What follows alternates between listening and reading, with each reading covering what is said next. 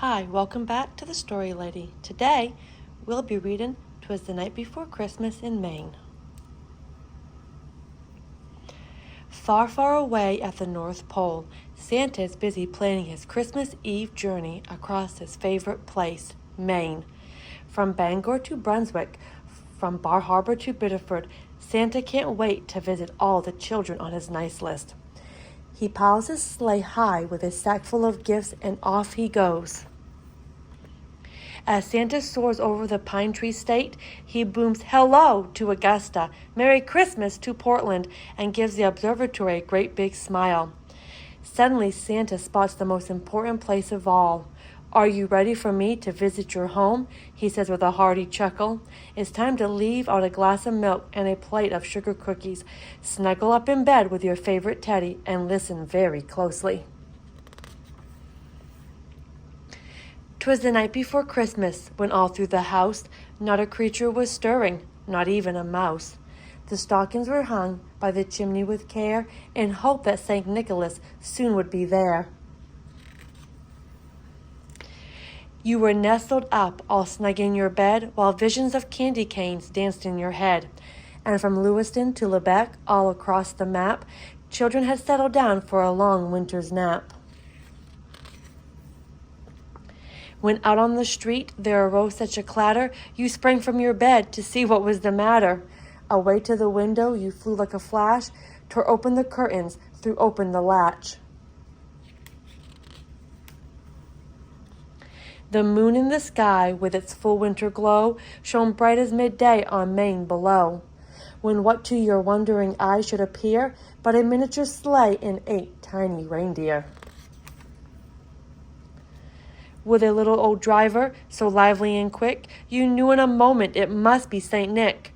More rapid than eagles, his reindeer they came, and he whistled and shouted and called them by name. Now Dasher, now Dancer, now Prancer and Vixen, on Comet, on Cupid, on Donder and Blitzen, take me up to the chimney, follow my call, now dash away, dash away, dash away all. And then in a twinkling you heard on the roof the prancing and pawing of each little hoof. As you pulled in your head and were turning around, down the chimney St. Nicholas came with a bound.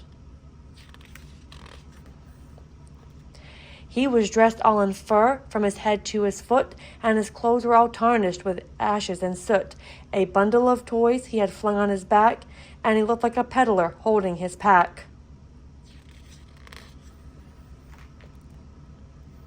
His eyes, how they twinkled, his dimples, how merry, his cheeks were like roses, his nose like a cherry, his droll little mouth was drawn up like a bow, and then beard on his chin was as white as the snow. Dear Santa, welcome back to Maine. I hope you enjoy the yummy treats I have left out for you. Love from your biggest fan.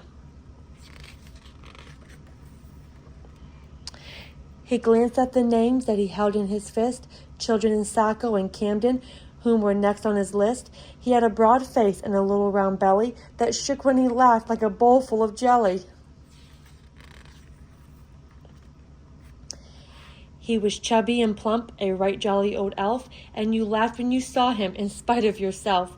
St. Nick winked an eye and tilted his head, letting you know you had nothing to dread.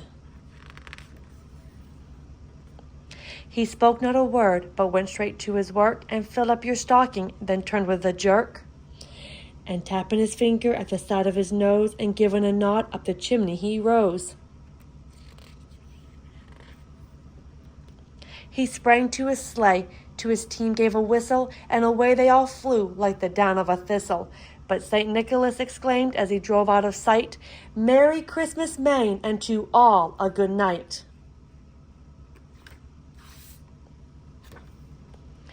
Santa's magic journey is coming to an end. He delivers the final gifts to Waterville and Presque Isle, waves goodbye to Mount Katahdin and laughs a jolly ho, ho, ho for everyone to hear.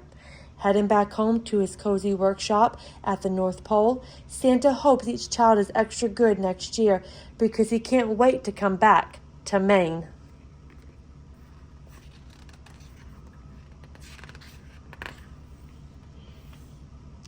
The end.